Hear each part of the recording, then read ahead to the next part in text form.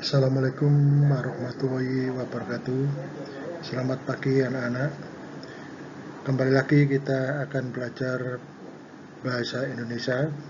Pada pertemuan yang lalu kita sudah membahas mengenai menulis surat lamaran pekerjaan, dan alhamdulillah pekerjaan kalian ketika ada tugas untuk menulis lamaran pekerjaan bisa kalian selesaikan dengan baik dan sudah memenuhi syarat-syarat penulisan pekerjaan, walaupun ada beberapa yang masih belum sempurna.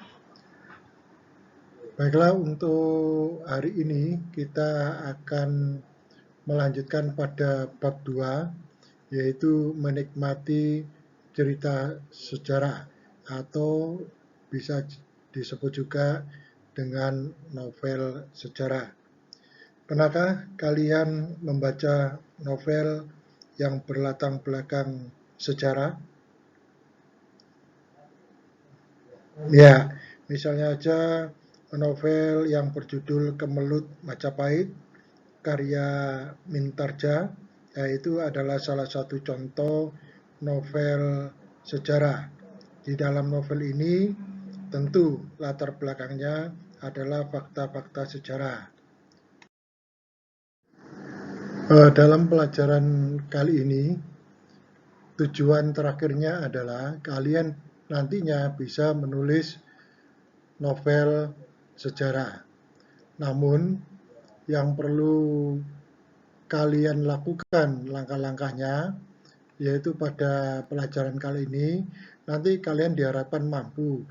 Pertama, kalian bisa mendata informasi penting yang ada di dalam teks sejarah yang kalian baca.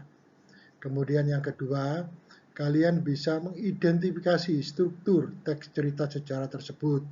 Nah, seperti biasanya, setiap teks yang kalian pelajari, kalian harus paham dan harus bisa mengidentifikasi struktur teks tersebut. Kemudian yang ketiga, kalian bisa membedakan teks cerita sejarah atau novel sejarah dengan teks sejarah biasa yang bukan sebuah novel.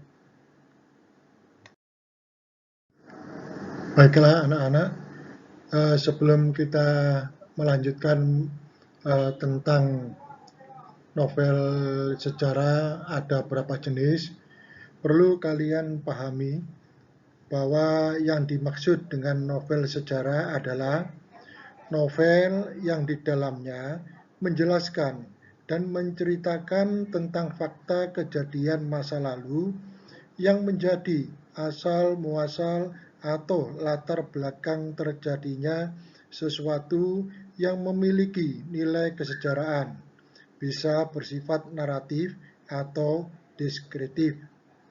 Jadi, novel sejarah termasuk dalam teks naratif jika disajikan dengan menggunakan urutan peristiwa dan urutan waktu. Namun, jika novel sejarah disajikan secara simbolis verbal, maka novel tergolong ke dalam teks deskriptif. Nah, untuk itu, kalian perhatikan di dalam slide yang ketiga, bahwa novel yang merupakan novel sejarah ini merupakan disebut juga dengan novel ulang, itu ada 3 jenis, yaitu rekon pribadi, rekon faktual, dan rekon imajinatif. Nah, yang dimaksud dengan rekon pribadi yaitu seorang penulis novel tersebut itu langsung menjadi tokohnya. Jadi novel tersebut menceritakan kejadian-kejadian, peristiwa-peristiwa yang dialami oleh penulisnya. Makanya disebut rekon pribadi. Kemudian yang kedua disebut rekon faktual, yaitu yang memuat secara fakta.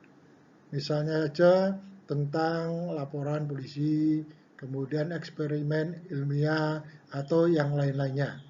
Dan yang ketiga yaitu rekon imajinatif. bahwa di dalam novel yang berjenis rekon imajinatif itu memuat kisah faktual, tetapi di dalamnya itu ada unsur-unsur khayal atau rekaan.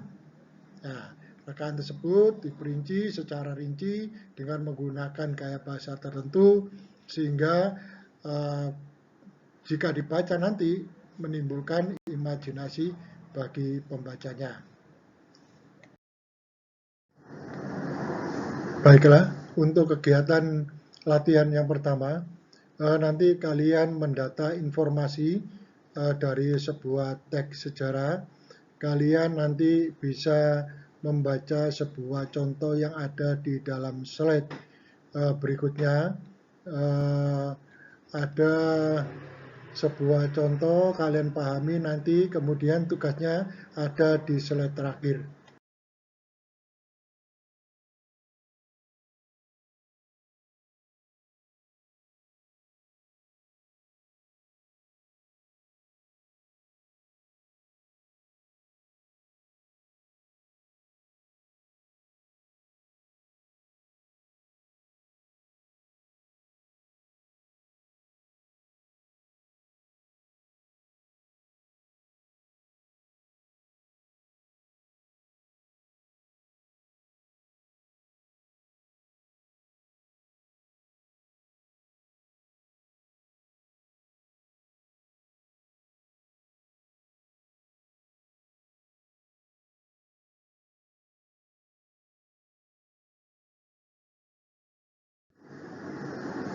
Baik, bagaimana? Sudah selesai membacanya? Jadi tugas kalian nanti adalah setelah kalian baca, maka kalian jawab 5 pertanyaan yang ada di bawah ini. Kalau kalian bisa semua, berarti kemampuan kalian di dalam membaca atau literasi cukup baik.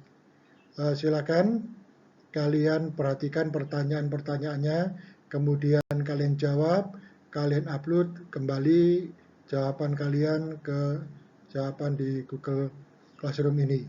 Terima kasih, semoga sukses.